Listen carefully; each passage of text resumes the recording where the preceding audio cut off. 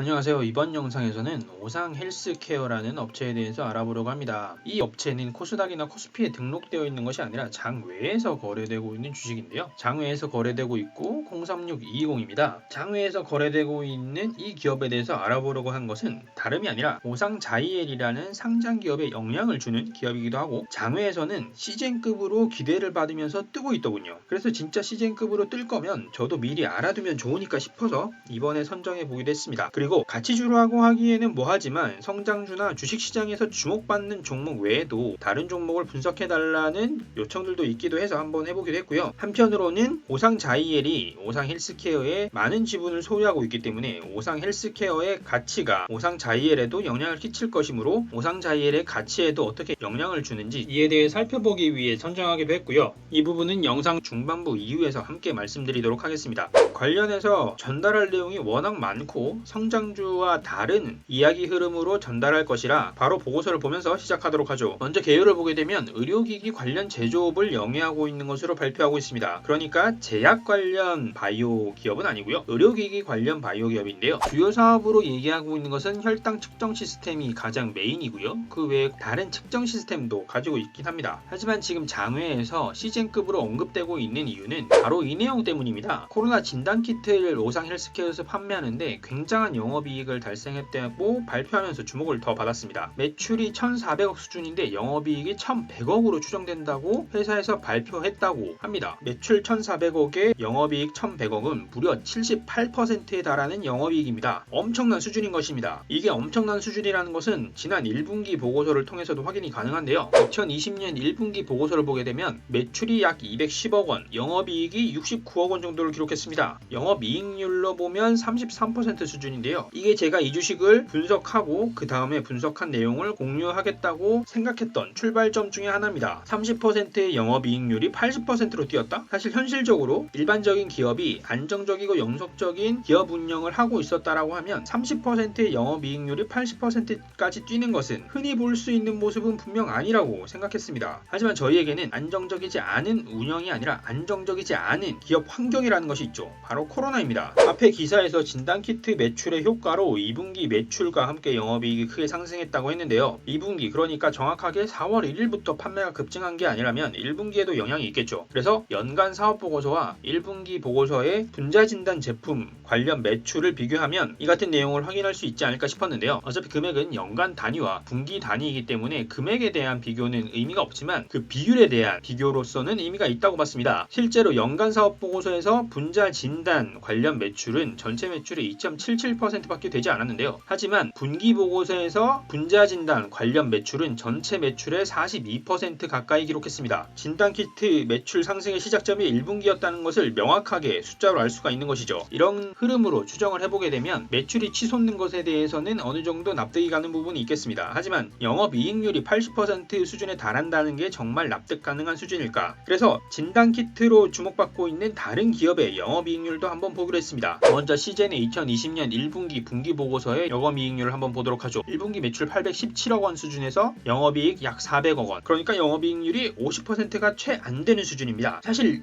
50% 수준이라고만 하더라도 엄청난 수준이긴 한데요. 오상헬스케어에서 발표한 숫자가 너무 높기 때문에 50%도 높지 않아 보이는 효과를 내게 됩니다. 하지만 시젠에서는 진단키트만이 아니라 진단 장비도 판매하고 있으니까 혹시 몰라서 다른 기업도 한 번 더 확인해 보도록 하죠. 진단키트로 주목받는 또 다른 기업 랩지노믹스입니다. 랩지노믹스의 역시 2020년 1분기 보고서인데요. 매출은 약 1,200억 원에 영업이익 300억 원을 조금 넘는 수준, 그러니까 영업이익률로 보자면 26.4% 수준을 기록했습니다. 앞에 다른 기업과 비교하면 정말 미미한 수준으로 보이는 숫자입니다. 이렇게만 추정을 해보면 80%라는 영업이익률에 대해서 합리적으로 접근하기가 어려운 상태로 넘어갈 수밖에 없는데요. 그렇다면 이 같은 1분기의 숫자를 토대로 분자진단 키트의 영업이익률이 아주 좋다고 가정을 해보고 추정을 해보면, 그러니까 분자진단 키트가 애당초 영업이익률이 80% 수준이라고 한다면 1분기에도 80% 수준일 테고 그것이 쭉 이어지면서 좋은 영업이익률을 만들어낼 수도 있겠죠. 그래서 1분기의 숫자를 기준으로 진단키트의 영업이익률이 굉장히 좋다는 가정을 가지고 비용을 한번 계산해봤습니다. 이 앞에 있는 숫자가 사업보고서에서 끌어온 숫자이고요. 뒤에 몇 가지 숫자들이 제가 더한 것인데, 진단키트의 영업이익률이 80% 수준이라고 가정을 하게 되면 전체 매출 중에 영업비용, 그러니까 매출 원가 원가와 판관비를 포함한 금액이 17억 정도가 산출되게 됩니다. 이 17억이 전체 비용, 그러니까 1분기에 발표된 매출 원가와 판관비에서 17억을 제외하게 되면 나머지 제품들의 비용이 나오게 되겠죠. 그래서 전체 영업 비용을 더해보면 140억 정도가 나오는데, 여기서 진단키트의 영업비용 17억 정도를 제외하게 되면 그 외 나머지 제품의 영업비용은 12억 2천 정도가 나오게 됩니다. 그런데 재밌는 것은 진단키트를 제외하고 나머지 제품의 매출이 12억 2천 정도였다는 것이죠. 그러니까 진단키트를 제외하고는 팔았을 때 손실이 나는 수준의 매출이라는 것입니다. 언뜻 봤을 때는 진단키트는 영업이익률이 80%에 달하는데 나머지 제품은 팔면서 손해가 난다? 이해가 안 갈 수도 있겠죠. 하지만 이것이 전혀 불가능은 아니라는 것을 오상헬스케어의 사업보고서를 통해서 확인할 수가 있습니다. 실제 2019년에 매출과 영업이익을 보게 되면 2019년에는 앞에서 보셨던 것처럼 진단키트의 매출이 굉장히 작았던 해인데요. 그때 매출액보다 영업비용이 더 컸기 때문에 실제 영업 손실이 났습니다. 물론 2018년에는 흑자이긴 했지만 이때도 흑자가 그렇게 크진 않았었고요. 이 같은 관점에서 본다면 진단키트의 영업이익이 좋을 수는 있겠습니다만 그래도 여전히 의구심이 드는 부분은 80%에 가까운 영업이익률은 다른 어떤 진단키트를 판매하는 업체에서도 보이지 않는 숫자라는 것이죠. 그래서 이번에는 영업이익률 80%를 가정했을 때의 주가의 수준을 한번 추정해봤습니다. 이렇게 80%의 영업이익을 가지고 당기순이익을 추정을 해서 주가를 추정해보면 지금 현재 주가와 비교가 가능하고 어느 정도 합리적인 수준에서 저희가 이해를 해야 할지 시장의 인식과 함께 비교가 가능할 것 같아서 주가 분석까지 한번 해봤고요. 그리고 이같이 추정되는 주가는 오상자이엘이 오상헬스케어를 지분으로 가지고 있는 만큼 오상자이엘의 가치에도 영향을 주게 되겠죠. 먼저 주가를 추정한 과정을 공유해 드리려고 하는데요. 과정에 대한 다른 아이디어나 합리적 제안이 있으신 분들은 댓글로 공유해 주셔도 좋을 것 같습니다. 제 나름대로는 합리적인 방법으로 접근해봤습니다. 주당 순이익을 계산해내기 위해서는 영업의 활동에 대한 금액이 필요합니다. 사실 이 부분은 기업마다 굉장히 사정이 다 다를 수 있는데요. 외국의 자회사를 얼마나 두고 있느냐, 그리고 어떤 지역에서 어느 정도 거래가 일어나느냐에 따라서 외화 관련 이슈가 먼저 다를 수 있고요. 그 외에도 경영진이 투자 관련 활동에 얼마나 관심이 있고 실제 그 같은 성과를 만들어내느냐에 따라서 영업의 활동의 금액은 전혀 다를 수가 있습니다. 이것은 같은 업계라고 해서 유사한 수준이라고 추정한다는 것이 그렇게 합리적으로 보이진 않았습니다. 그래서 이 금액을 오상헬스케어의 과거 자료에 따라서 분석을 한번 해봤습니다. 전체 영업 외 비용을 과거에서부터 쭉 끌고 왔고요. 그리고 이 같은 영업의 활동의 금액은 각 기간마다 전체 매출액 대비해서 어느 정도를 차지하는지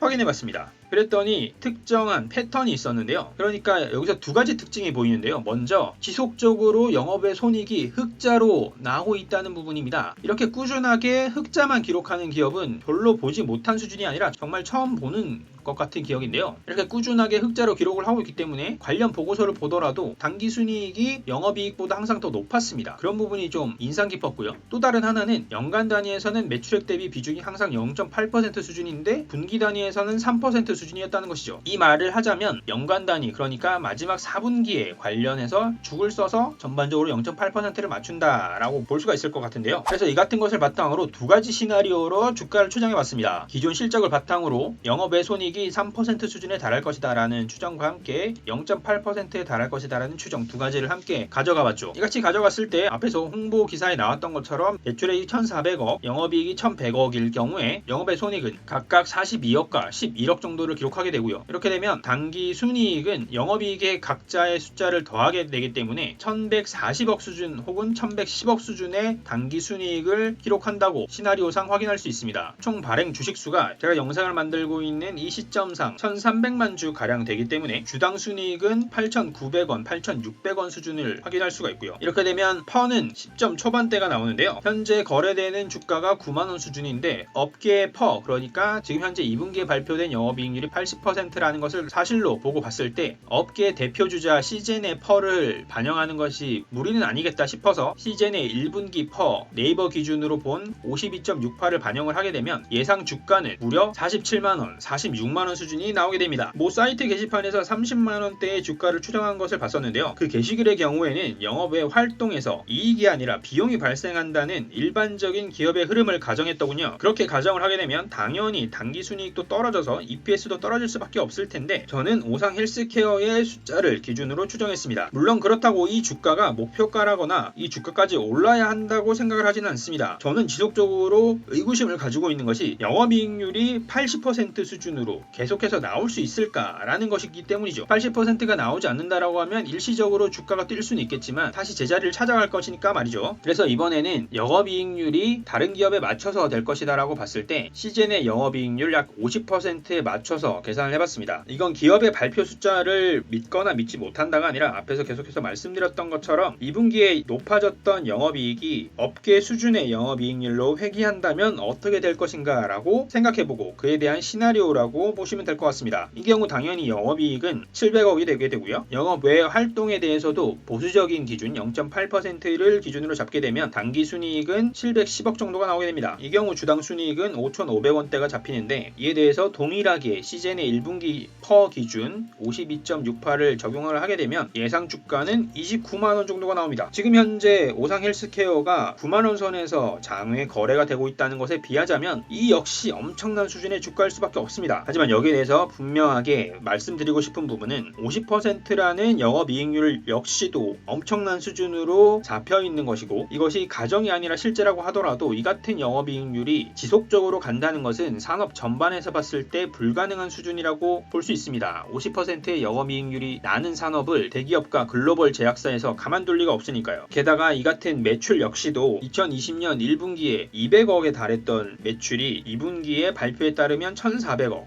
7배나 뛰었다는 점, 그리고 현재 진단키트 자체의 퍼가 굉장히 높은 수준이지만 이 자체가 높게 인식되지 않고 주식 거래가 활발하다는 점, 이 같은 상황적 특수성이 많이 고려된 계산이라는 것을 확실히 인지해야 할 것 같습니다. 물론 이 같은 특수한 상황이 지속된다라고 하면 분명히 주가는 지속적으로 상승을 하겠지만 말이죠. 그렇다면 이렇게 주가가 형성된다고 가정했을 때 오상자이엘에 끼치는 영향도 살펴보도록 하죠. 1분기 오상자이엘의 분기보고서를 봤을 때 오상헬스케어가 영향을 끼친 부분은 12억 수준입니다. 관계 기업으로 오상헬스케어만 존재하기 때문에 이 전체의 금액이 오상헬스케어의 숫자라고 볼 수가 있는데요. 2020년 1분기 분기보고서에 따르면 오상자이엘이 오상헬스케어의 지분 16.16%를 가지고 있다고 하는데요. 이를 바탕으로 1분기 금액을 검산을 해보게 되면 오상헬스케어의 1분기 당기순이익 76억에서 16.16%를 계산하면 12억가량이 나오게 됩니다. 세부적인 금액에서 일부 차이가 있긴 한데요. 차이가 나는 해당 금액은 관계기업 자산의 처리 방법에 따른 삼각된 금액으로 보시면 되고요. 큰 금액에서는 대동소이함을 알 수가 있습니다. 그렇다면 2분기 실적에 따라서 반영하게 되면 어떻게 될까요? 제가 앞에서 봤던 두 가지 시나리오에 따라서 당기순이익은 1142억과 1111억이 나왔죠. 이에 대해서 지분율 16.16%를 계산을 하게 되면 높게 나오는 시나리오 같은 경우에는 오성자이엘이 가져갈 수 있는 관계기업 이익이 185억 정도 되고요. 작게 잡아도 180억 정도의 관계기업 이익을 가져갈 수 있는 것으로 계산됩니다. 이렇게 본다면 2분기 오상자이엘의 당기순이익도 대폭 증가할 것으로 보이는데요. 오상자이엘의 경우 관계기업 이익이 전체 당기순이익을 책임질 정도로 관계기업 이익이 중요하기 때문에 180억 정도의 관계기업 이익이 생긴다고 가정을 하게 되면 무려 15배가량 당기순이익이 증가하는 모습을 보여줄 수 있습니다. 이렇게 반기의 당기순이익이 급하게 뛴다라고 하면 당연히 오상자이엘의 EPS도 높아질 것이고 주가도 지금보다 높은 수준으로 가는 게 맞지 않을까 싶습니다. 물론 저 개인적으로는 자회사의 이익으로 인해서 당기순이익이 발생하는 상황이기 때문에 장기적 관점에서는 크게 매력이 없을 수도 있다고 보는 관점을 가지고 있는데 최근 SK바이오팜을 화제로 해서 그 외에 빅히트나 여러가지 기업들이 자회사 이슈로 주가가 부각되는 경우가 많았던 만큼 이 같은 관점에서 본다면 오상자이엘의 주가도 지금보다 조금은 더 주목받지 않을까 싶은데요. 이 같은 것을 바탕으로 오상자이엘의 주가 흐름을 보게 되면 앞에서 발표가 있었던 7월 22일날 30% 급등을 하고 그 이후에도 꾸준하게 상승 흐름을 이어가고 있긴 합니다. 다만 지나치게 오르기만 했던 탓인지 그 부담감에 살짝 눌리 앉았는데요. 하지만 오상헬스케어의 가치가 2분기, 3분기 정도 실적에서는 굉장히 높게 고공행진할 것으로 보여지는 부분이 있어서 오상자이엘의 주가도 적어도 당분간은 좀 더 고공행진을 하는 것이 지금 주식시장의 일반적인 흐름이 아닐까 생각해봅니다. 진짜 만약 앞에서 제가 계산한 대로 20만원 후반 높게는 40만원대까지 가능하다고 추정한다면 오상자이엘은 정말 투자로 대박을 터뜨리는 기업이 될 수 있으니까 40만원까지 가지 않더라도 20만원대만 하더라도 엄청난 주목을 받게 되겠죠. 그리고 실제 오상헬스케어의 상장도 준비하고 있습니다. 다른 상장주와 마찬가지로 좀 더 본격화되면 주목을 받을 것 같은데요. 이 기사에 따르면 오상헬스케어는 테슬라 상장을 노리는 것으로 알려지고 있습니다. 이 방식은 소위 풋백 옵션이라고 해서 상장 이후에 주가 흐름이 부진할 경우에는 주관사가 공모가의 90% 가격으로 주식을 다시 사달라고 할 수 있는 방법인데요. 언뜻 생각해보면 주가 흐름이나 실적에 자신이 없어서 이런 선택을 하나 싶을 수도 있지만 공모가가 아직 정해지지도 않은 시점에서 보자면 특정 수준의 공모가를 주관사가 보장한다는 의미로 전달될 수도 있다고 보여집니다. 한편으로는 이 같은 모든 흐름이 진단키트의 상승 흐름에 따른 영향이자 결과라고 쉽게 해석할 수가 있는데요. 이런 진단키트의 장세가 얼마나 갈지에 대해서도 좀 궁금했습니다. 사실 이에 대해서는 지금 코로나에 대해서 의학적으로도 아무것도 장담할 수 없는 상황이라서 그 누구도 확언은 하지는 못하고 있는데요. 제 개인적으로는 한 가지 큰 그림에서 추정할 수 있었던 것이 바로 진단키트와 백신의 전쟁이었습니다. 진단키트는 누가 걸렸는지 모르는 상태에서 사회적 전파로 인해서 인명피해 등이 심각하게 우려될 때 지금처럼 수요가 폭발할 것이라고 보여지는데요. 백신이 개발되고 백신의 사용이 안정화된다면 사실 진단키트는 크게 필요가 없을 수도 있습니다. 진단키트로 확인하고 치료가 필요하기 전에 백신으로 관련 전염병을 예방할 수 있기 때문이죠. 그래서 지금까지는 백신과 진단키트가 마치 동맹을 맺은 것처럼 함께 주가가 동반 상승했지만 앞으로 길게 봐서 백신이 상용화되기 시작한다면 진단키트에 대한 수요가 차츰 줄어들 것이고 이 같은 것이 주식시장에도 반영되는 형국이 보이지 않을까 싶습니다. 물론 아직 이런 상황이 한참 남긴 했지만 시젠과 같이 상장 기업에 대해서는 이런 상황에 대해서 크게 신경 쓰지 않고 투자를 진행해도 되겠지만 오상헬스케어 같은 경우에는 비상장사로 상대적으로 거래가 많지도 않은 데다가 상장까지 걸리는 시간도 있을 테니까 이 같은 장기적 시점도 같이 고려를 해야 할 것으로 생각을 했고요. 사실 이렇게 저렇게 얘기를 하더라도 제가 지금까지 분석을 해봤을 때 오상헬스케어에 대해서는 전반적으로 긍정적인 흐름이 분명히 맞아 보입니다. 산업의 업황이라는 코로나, 진단키트 이런 것도 좋아 보이고 실제 발표된 숫자가 맞다고 다 본다면 오상헬스케어에 대해서는 앞에서 추정한 주가 수준의 긍정적 흐름을 굳이 부정할 필요는 없어 보입니다. 다만 오상헬스케어에 대해서 꾸준하게 조사를 하다가 발견한 점도 있어서 그것까지 공유해드리려고 합니다. 오상헬스케어는 앞에서 말씀드렸던 것처럼 코스닥이 첫 상장이 아니라 재상장입니다. 원래는 인포피아라는 이름으로 상장되어 있었는데요. 인포피아라는 기업은 대표가 횡령과 배임 혐의로 구속되면서 이 같은 사유로 인해서 상장 폐지가 결정되었습니다. 하지만 인포피아 자체는 그 가치가 지속적으로 인정을 받았고 자체 역량도 보유하고 있었는데요. 그래서 오상자이엘이 인포피아를 인수하면서 바이오허브로 키운다는 목적으로 접근을 했고 그리고 인포피아를 오상헬스케어로 바꾸면서 지금 재상장을 추진하는 상황에 와 있습니다. 그리고 한 가지 혹시나 오해하실까봐 추가로 말씀드리면 앞에서 횡령을 했던 경영진과 오상자이엘이 인포피아를 인수한 다음 오상헬스케어에 새로 선임한 대표의 경우에는 전혀 다른 사람들임을 확인했습니다. 혹시나 관련성이 있을까 해서 검색을 해보기도 했지만 크게 관련성이 없는 것으로 확인되긴 했고요. 오히려 대표이사에 관해서는 리스크보다는 오상헬스케어의 관점에서 최근에는 긍정적으로 해석할 수 있는 부분이 더 많다고 볼 수가 있는데요. 오상이란 브랜드는 기본적으로 오상이라는 기업 하에 있는 그룹이라고 볼 수 있습니다. 그리고 그 오상의 대표로서 이동현 회장이 있는데요. 이 이동현 회장의 경우에는 기존에는 오상자이엘의 대표이사도 겸하고 있었지만 7월 31일을 기준으로 오상자이엘의 대표에서 물러났고요. 하지만 오상헬스케어의 대표이사직은 유지하고 있습니다. 그 말은 오상이라는 그룹으로 봤을 때는 오상헬스케어에 훨씬 더 힘을 주는 모습으로 해석할 수가 있죠. 어쨌거나 오상그룹에서 바이오 관련 기업의 포트폴리오 관점에서 오상헬스케어를 선택한 것이죠. 이까지 봤을 때 사실 오상헬스케어에서는 크게 이슈가 보이지 않는데 제가 굳이 이 얘기를 꺼내든 이유는 바로 이 같은 청원글 때문입니다. 인포피아의 상장 폐지 관련된 글이긴 하지만 상세 내용을 보게 되면 인포피아와 오상자이엘의 인수합병 과정에서 비윤리적 행위가 있었다고 말하는 게시글입니다. 다만 이 같은 내용에 대해서는 이 청와대에 올라온 이 게시글 외에는 다른 어떠한 것에서도 오상자이엘과 인포피아에 대한 위법적 비윤리적 행위에 대한 내용을 찾아보기는 어려웠습니다. 하지만 그럼에도 불구하고 제가 이 내용을 같이 공유드리는 이유는 기업의 내용을 최대한 다양하게 소개하고 관련 리스크도 담을 수 있을 만큼 담아서 보여드려야 될 것 같아서 이렇게 진행을 하게 됐고요. 만약 이 영상을 투자에 도움을 받는 관점이라고 한다면 관련된 리스크를 인지하고 투자에 임하지 않을까 싶어서 이 같은 내용까지 함께 말씀을 드렸고요. 이 영상에서는 최대한 정리를 많이 해서 드리고 관련된 선택을 하는데 도움을 드리는 것이 이 영상의 방향성이라고 생각해서 최대한 다양한 정보를 담는 데 노력했습니다. 자, 오늘은 비상장사지만 상장사에 영향을 끼치는 진단키트 서프라이징 실적 기업 오상헬스케어에 대해 살펴봤습니다. 다양한 이유에서 새로운 주식을 해봤는데 시장에서 관심을 받는 성장주나 이런 것들이 아니면 여유로운 주말에나 이 같은 주식 분석이 가능할 것 같습니다. 하지만 저 역시도 새로운 내용을 많이 파악할 수 있었던 것이라서 분명히 저한테도 도움이 많이 돼서 다음에도 시도는 할 예정이고요. 여하튼 오늘의 영상으로 많은 분들의 투자에 도움이 되었으면 하고요. 저는 다음에 새로운 정보와 주식으로 찾아뵙도록 하겠습니다. 감사합니다.